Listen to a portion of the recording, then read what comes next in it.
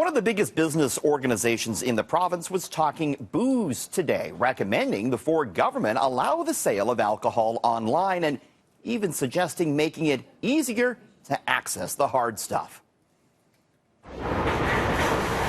In the 30-page report, the Ontario Chamber of Commerce is recommending a number of changes that it says will, quote, modernize the sale of alcohol in the province. One of the things it wants to see is the sale of hard liquor in grocery and convenience stores. We believe that they should have access to the expansion into groceries and big box and should be treated in the same manner that we want to treat beer and wine. If you're going You'd like to see liquor in grocery stores?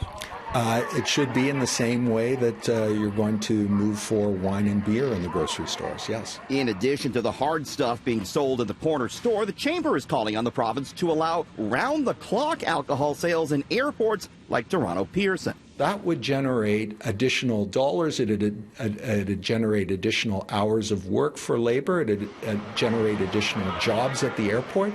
All would add to the economy and add to tax revenue. You'd like to see passengers be able to buy booze at Pearson 24 hours a day, 7 days a week. Right, after security. The Chamber also wants to see alcohol producers be allowed to sell their products directly to consumers online. Now you can go online and purchase from LCBO, but if you're a small craft brewer, craft cider, having access to things like the marketplace at eBay, Amazon, Shopify gives you the opportunity on a more even basis to get your product known and sold to the consumer. Other recommendations include cutting some taxes on Ontario wine and cider, but will the Ford government actually implement any of this?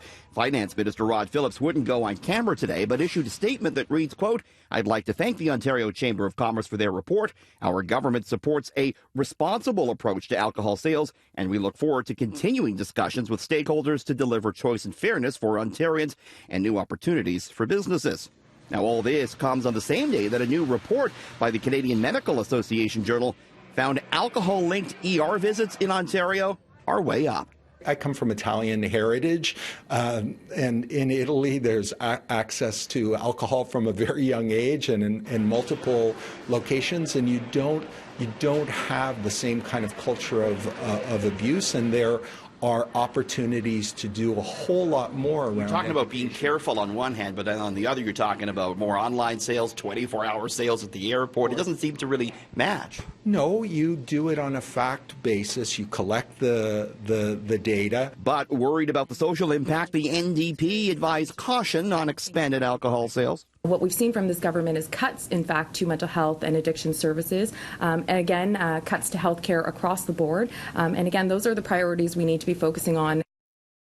Now, the Ford government last month passed legislation to dissolve an agreement with the beer store, paving the way for it to fulfill a campaign promise of selling beer and wine in convenience stores.